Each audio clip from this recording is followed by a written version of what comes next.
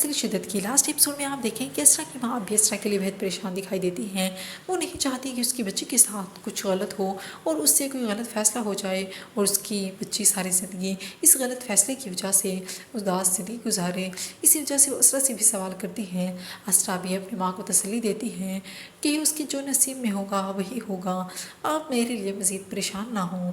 اسرا یہ بھی چاہتی ہے کہ سلطان کے ساتھ بہت برا ہو چکا ہے، اس نے اتنا برا کیا نہیں تھا جتنا پریزے اور نوفل نے اس کے ساتھ برا کر دیا، اس کی ویلیو سب کے سامنے زیرو کر کے رکھ دی۔ اور دوسری طرف اب سلطان جو ٹوٹ گیا ہے اسرا کے پاس آتا ہے، کورٹ میں معافی مانگتا ہے، اسرا کو اپنی محبت کا واسطہ دیتے ہوئے کہتا ہے کہ تم مجھے چھوڑ کر نہ جاؤ، میں تمہارے بغیر نہیں رہ سکتا۔ اسرا کو بھی سلطان پر ترس آنے لگتا ہے کیونکہ وہ تو سلطان سے بہت محبت کرتی ہے، لیکن سلطان سے الگ ہونے کا فیصلہ بھی سلطان کی وجہ سے ہی کر رہی تھی کیونکہ سلطان نے کبھی اسرا کے ساتھ اچھا سلوک نہیں کیا۔ اسرا کا بھائی یہ دیکھ کر برداشت نہیں کر پاتا کہ سلطان اسرا کے قریب کھڑا ہے، وہ آتا ہوا اسے اسرا سے دور کرتا ہوئے غصے سے اسے کہتا ہے کہ تمہاری جرت کیسے ہوئی کہ تم میری بہن کے قریب آؤ۔ اب سلطان جو بالکل بھی گھمنڈی نہیں رہا، سب کے سامنے کورٹ میں اسرا کے بھائی سے بھی معافی مانگتا ہے ہاتھ جوڑ کر، اور کہتا ہے کہ میں اسرا کے بغیر زندگی نہیں گزار سکوں گا، اس سے مجھ سے دور